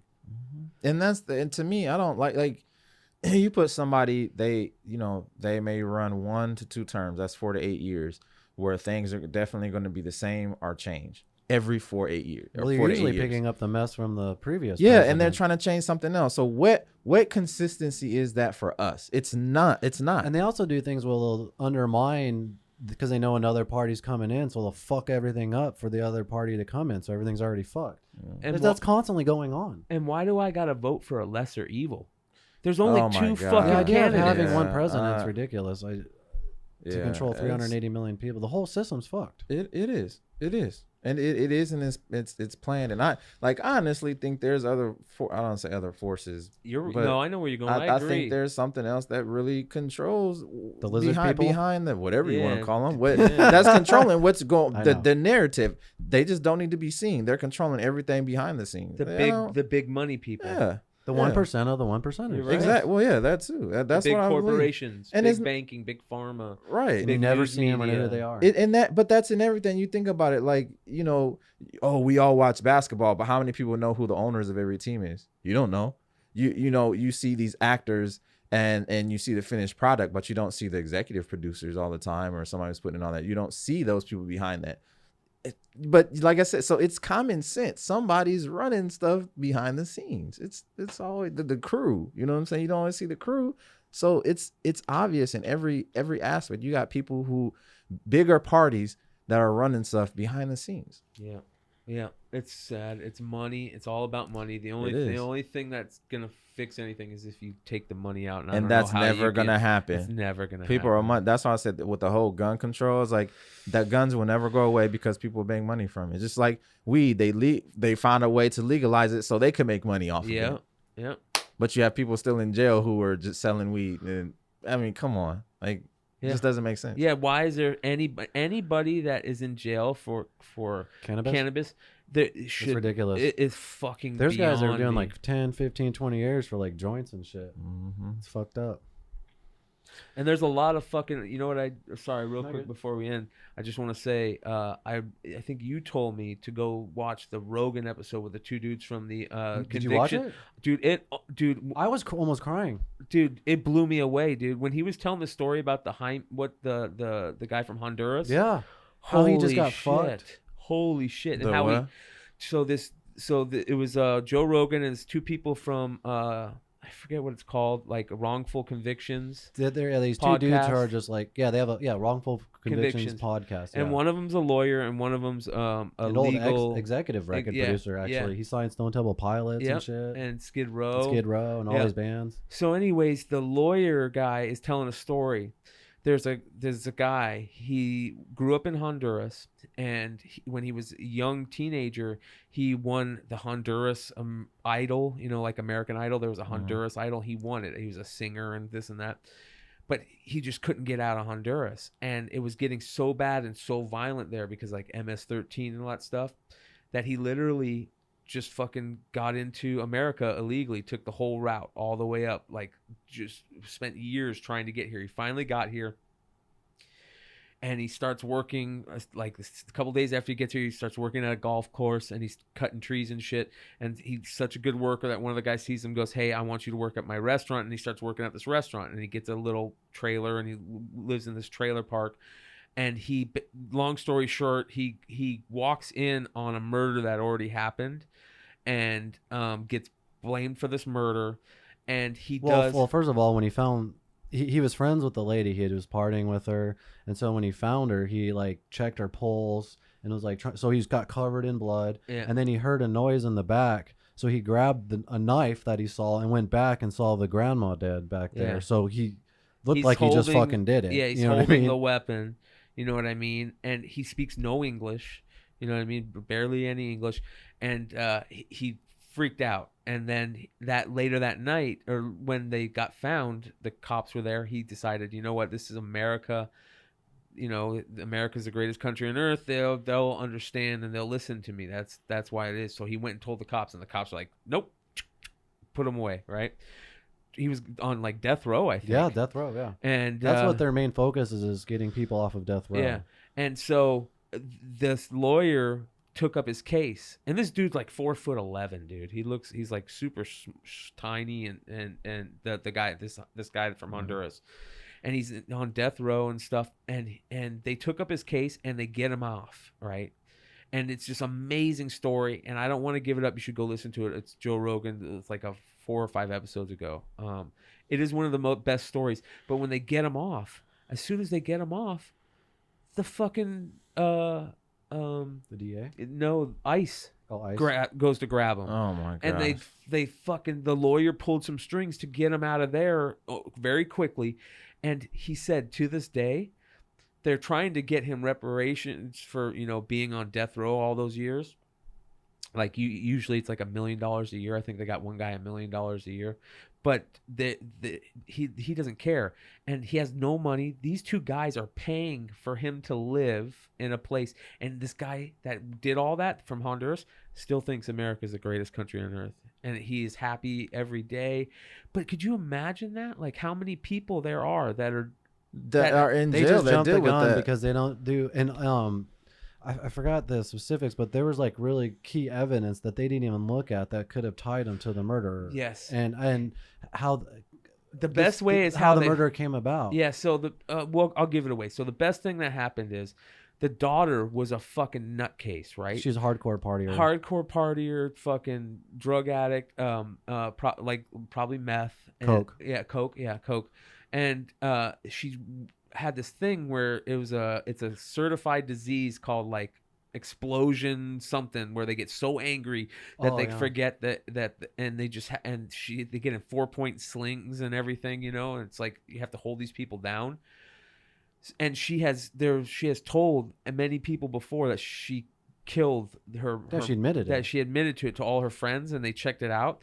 So they found no blood on the scene of him. And when you have a knife fight, usually in a knife fight, you cut or something. You cut yourself. You cut yourself, because in a knife fight, it's just not like this. You got a person on top of you fighting their life, so you usually cut yourself too. Yeah, he didn't have any. Yeah, and there was no blood of his on the scene, but they found blood of the daughter, and there was and the way that the lawyer fucking figured it out is, he said when on the mother, she was trying to get out of the house, and the murderer grabbed her and pulled her pants down, and there's a bloody handprint, a 3-finger handprint on the mother, and he's like, I always wondered why it was a 3-fingered handprint. She has the gun, the knife, right? No, her fucking. He goes, he goes, show me your hand, and she puts up her hand, and her pinky is down like this.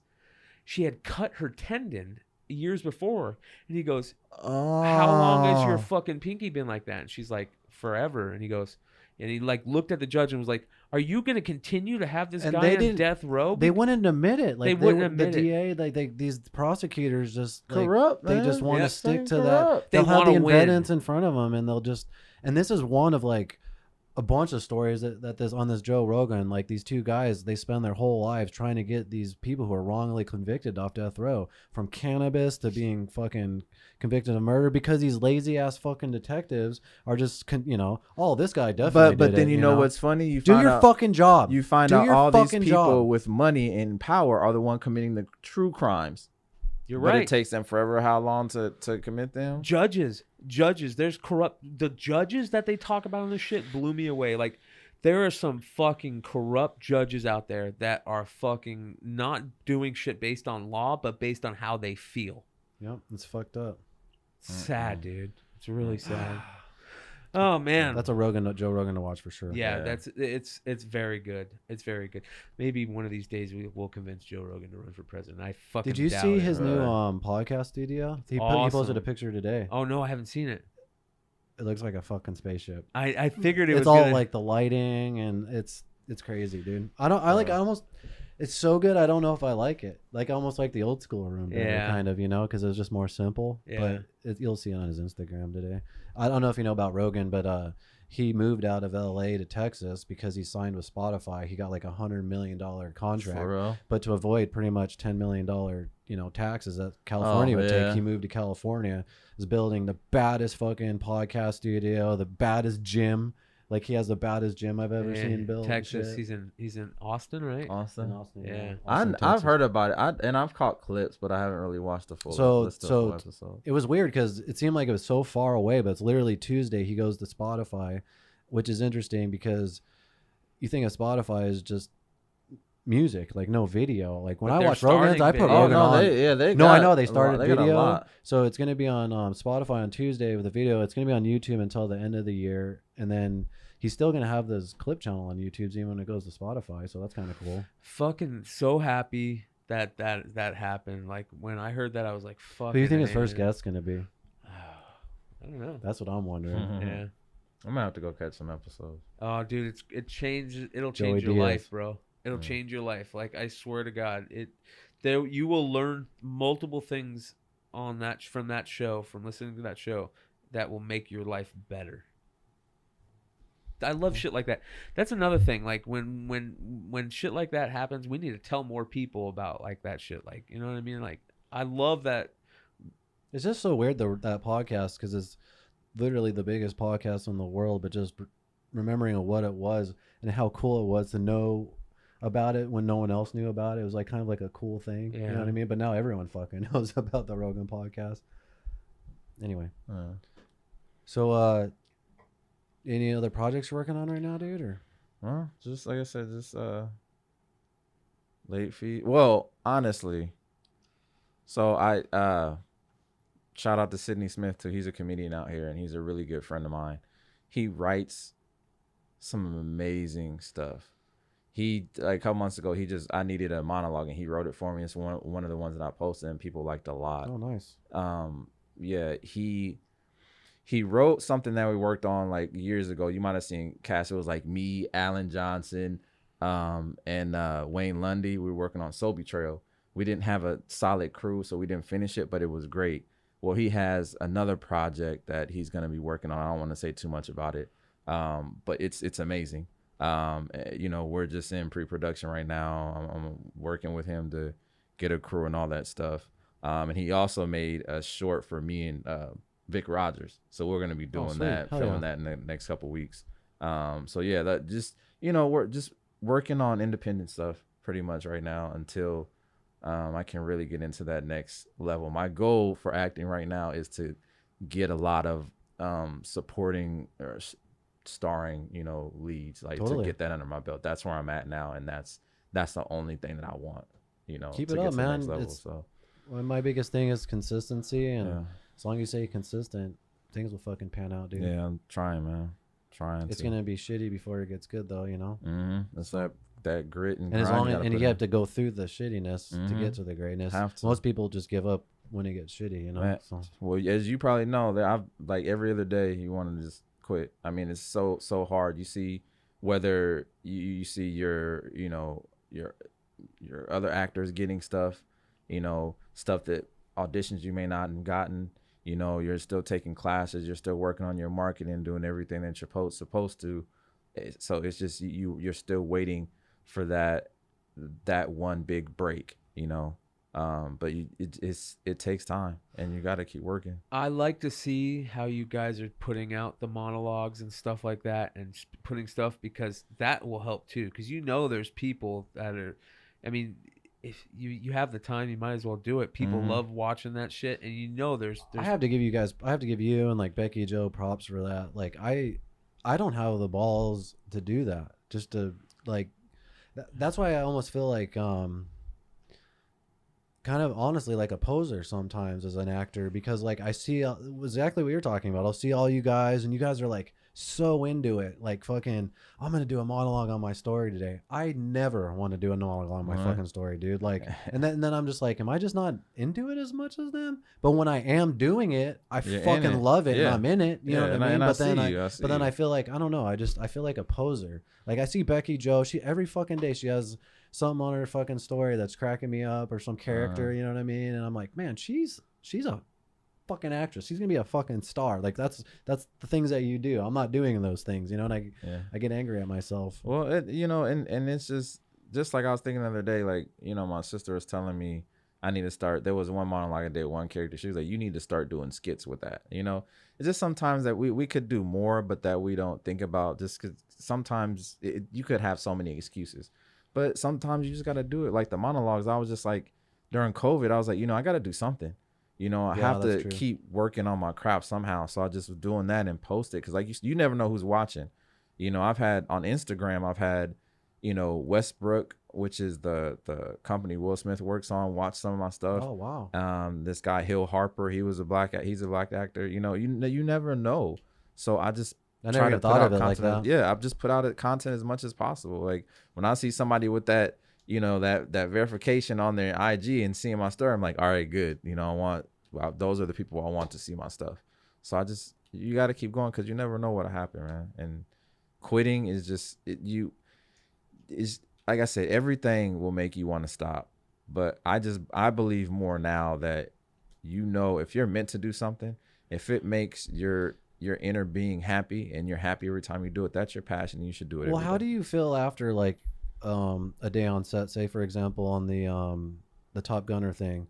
Like, did you leave going, wow, that I fucking killed it, I fucking blah blah blah, or did you have like constant doubts in your head, like, you know what, I wish I would have said it, like, why didn't I say it like this, why didn't I fucking move? Or that's me. I remember when I leave set, you told me that. Every time I leave set, I can't even sleep that night, because I'm just going through everything in my head, like, why did I I'm just angry at myself. Well, see, so there's two parts. But then like I know other actors who they'll like do their shit and they're like, I fucking just killed it. I just fucking killed it. And I'm like, I don't have that confidence. Like, what the fuck? Well, this is the thing. There were days that I had that. There were some days, and in Albuquerque where I was just tired. Go back to get something to eat, go to the Airbnb and drain. You know how it is, like those long hours and constant takes. And sometimes you do have that where you're like, dang, I really wish I gave it my all. Like, well, I don't ever think that I don't give it my all. I just and when I say give my all, I mean, did I do it right? That's what you want. Yeah. Then when you say that, do it right. But then there's some days that I've left and just like I remember when we fully got done, I was like, this was 7 days of filming. I got what I asked for. This was a great experience. I gave it my everything, and I felt good. Last time we were filming for late fees, like I felt amazing. I was tired as shit, but I felt amazing, man, because I was like, we killed it, So and that's how you really want to be when you leave. So now when it comes to acting, that's the problem that some actors do. Sometimes we get so in our head that we worry too much. We know what those lines are. We know what those characters are. So going to you've been killing it. So sometimes I wanted to slap you when you said that, because I'm like, dude, you are fine. Like, you know who Aaron is. You know the scene. You're fucking killing it. We'll be on set and we'll just knock that shit out, and not just knock it out, but it'd be some great shit. So those are the times where it's not cocky but confident. You know that you did it. You know that you got that tone. You got the words out. The scene was perfect, and that's how it's been a lot of times. I'm not to interrupt, but there's one thing that I don't understand how you guys don't go crazy over, and that's filming shit and not seeing it come out. What do you mean? I would want to see the finished project so bad, and there's a lot of shit when actors film shit that they just don't ever see come out, or you don't ever know when it's coming out, or you know that takes a long time to get used to. Yeah, it's not easy. That was like 2 or 3 years in. I was like, I just accept it, I guess. It's not easy, because especially in our level, there's a lot of work that you do that will not get some. There's like when I was talking to you about Soul Betrayal, I'm not gonna lie, I think this was the best work and best scene I ever did in my life. I never see it. No one will ever see it. Can you at least get it for your real? Nope. The dude won't. I've tried to contact him for 3 years. Sydney tried to get Sydney to contact him. I don't know what he did with the footage. That drives me nuts. It does. It's like, if you're fucking giving your fucking time to fucking act into their shit, and they're not going to put it out, they should at least give it to your fucking I say it right now, Warren, man, if you're listening, just please. Come on, Warren, I don't even know. I don't know where it is. Just get I want that footage. We do. I want that footage. Alan wants it. Wayne, there was people who did some amazing work, and that's why we stopped, because just the crew we couldn't get consistent time to do it. But I know I killed it. I know I did. And you never saw it? Never saw it. Damn. Never saw it. So it happens, and to speak to that, it's tough. Even sometimes when we're done with it, we want to see it immediately. But we're done, filmed it, great. Let's move on to the next thing. It's just how it is. You can't be stuck on it. It's just like, and another thing, like, I was so happy for Top Gunner. I'm glad it came out, but I'm immediately looking for what can I do to get to that next level. What can I do to improve? 4 moves ahead. Yes, I constantly thinking of how can I get on the next big project? How can I be better? How can I improve? Those are the things I look at. Don't, like, right after I'm done filming something. All right, what's next? Yeah, you have to. Yeah. So that's cool. All right, man. Well, where can people find you on social media and all that? Social media, Instagram, Reavis J Dorsey. I'm on there. I'm on Twitter, Reavis Dorsey. I'm thinking about getting off of Facebook. I really am. All right, can we just take 5 minutes to talk about this? Yeah. No, go ahead. I just feel like a bad dog owner because my girlfriend's working and I have the puppy. She's been sleeping this whole time, but I do need to let her out. But anyway, let me be honest with you. Every single day, bro, I think about deleting Facebook. I like every single day. I'm like, why am I on Facebook? I already took it off of my phone, which is a huge thing because I found myself just doing constant, endless, pointless scrolling. And I'm like, I could spend my time doing way better things. But there's a couple of things that just hold me back. And I don't know, maybe you're in the same boat as me. Say it. Go ahead and say it. One of them is finding certain acting jobs you can only find on Facebook. Two of my biggest, I want to say paying acting jobs that paid my bills for a long time is one, someone tagged me in like, oh, Keith Elba would be good for this long-haired fucking scruffy dude. And the other one, the audition was only on Facebook. It wasn't on any of the other sites and shit. Right. And what's the other reason? friends and family. Friends and family, maybe. No, fuck them. No, just kidding. Fuck. There was one What other are reason. what are the main reasons that you don't want to be on there though? Like what drives you the most? Like just the shit that's on there. So much negativity. To be completely honest with you, like I don't know how it got to like I have like over 3,000 friends. I don't have more than 20 friends, dude. I don't know who any of these people are. So it's like I scroll through all these people and I don't know who the fuck they are and complaining about shit I don't give a fuck about. And I do unfollow half the people, but it's like then I'm spending all my time just unfollowing everybody. So I don't know if I should delete everybody and get to like a 200 friends and just keep it like that, or just start a whole new account. I don't know, man. Because I also don't like the Zuckerberg having all my fucking data, all my messages. I have this weird odd feeling that in 10 to 15 years, someone's going to own the messenger data and have all my messages from everybody. And some of them are pretty private conversations. Yeah, you know what I mean? I and I fucking hate myself for doing that. That's the scary part. That's the scary part about it. I'm not even gonna lie. It's like even, I mean, when I look up something on my internet, when I'm looking, you know, like today I was looking at some Eagles, some new Eagles shirt I was gonna get. I go to Facebook and that's the first thing that pops up. It knows you're thinking that. Tell me that doesn't freak you out. You can't even look up butt plugs without butt plug ads showing up. Yeah. It's like, what the fuck? What? Oh, sorry. Did I say that? Tell everybody your secrets. But no, it's true. No, it's I remember scary. the other thing is just it is networking in a sense, especially for the podcast, like guests, messaging them through Messenger, just it's social media. Unfortunately, so like for some reason, like I feel like the podcast needs it as far as like getting the word out and the new episodes out, because I feel like even if it's just 2 or 3 people that would check it out that wouldn't before, like that's the only thing that keeps me from. And I agree. The only reason why I'm on there is just for some reason, like you stated. I've seen some good castings on there where people put it on there that you don't see on Twitter or Instagram, and it is the connections, the networking. And other than that, like I really wouldn't want to be on Facebook. No lie. I was thinking about just trying it until like the end of the year, until like there's a few months. But I mean, I see how it's good for the show. It really is. But like personal and everything else, I just don't want it. I'm not on it that much. I'm one of those people that like I use it for what I need to use it for. I'm not on there that much. I don't know why. It hasn't grabbed me. Yeah. Don't blame me. This shit is fucking. But the problem is that you guys are right. Is it's a big part of your job. Which sucks. I'm not gonna lie. It really sucks. How many of those people do you think watch your videos on Facebook as opposed to how many people watch your shit on Instagram? Well, the trailer has like up to 1,000 views, I think, on Facebook. And if I would never put it on there, there's some people that aren't on Instagram. They're only on Facebook, like my family and friends, some of my parents and shit. They're not in it. My dad's not in Instagram. Yeah, there's a lot. And then on Instagram, you can't always be for sure that somebody... There's just a lot of people that you connect with on Facebook, you might not connect on IG and vice versa. Yeah. You have to. Social media is a must. It sucks, but it's a must. It is.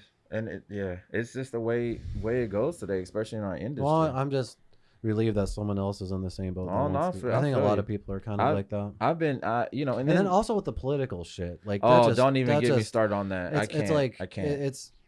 People make these like really crazy political posts as if someone's gonna read it and go, "I'm gonna change my vote." And then the bad thing about it is you go and you start seeing how people really feel. This is what delete. You know what I'm saying? And it makes you mad. You know what? I fucking love it. I love watching people on Facebook. Well, don't get me wrong. That's one positive of Facebook is the drama. Yeah. So especially when it's like just 2 people you don't really know, and you're like, oh wow, this comment. 30 comments. Oh shit, this is gonna be going on my shit. I love when they're just fighting in a sub comment of a sub. And you're taking a shit, and you're like, what the fuck? That shit makes me laugh because it's that. Anytime anybody brings up politics, it's just like, oh, here we go, like, shit show. But when it's somebody I know, I hate it. When it's somebody I know, you've engaged with people before, and I'm like, McClay, I told you, don't engage. Like, why are you engaging? trying to like disapprove people and shit. I'm like, you're not gonna change anybody's mind on Facebook. Never. It's never gonna happen. Yeah, I don't talk about politics anymore. I talk bad about politics. I don't. I say the same thing you say now. I say that they should all take mushrooms. If you think anything's gonna change based on who you're gonna vote for, you're fucking wrong. Nothing's gonna change. It's a shit show. So, shit show it is. Anyway, all right. So yeah, you got your Instagram, your Facebook. Yeah. Anywhere else? Twitter too.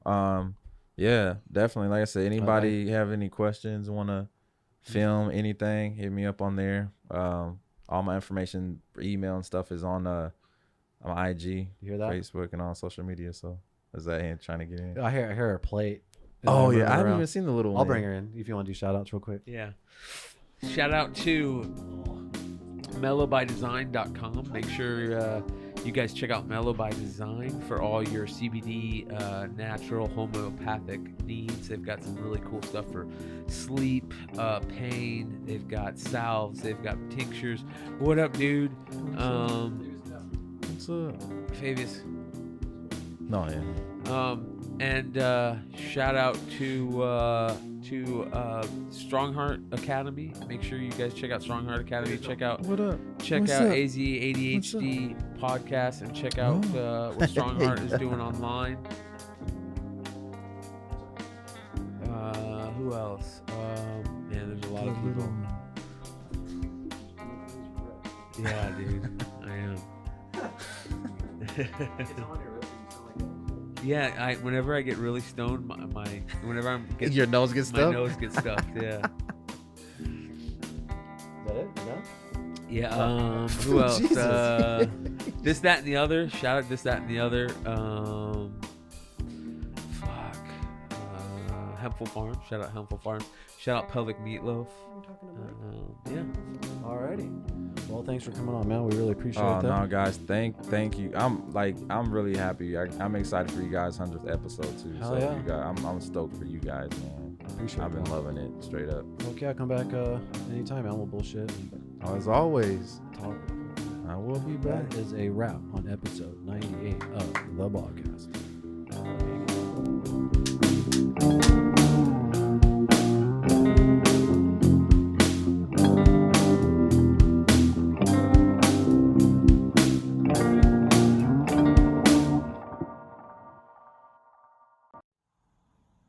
Bang!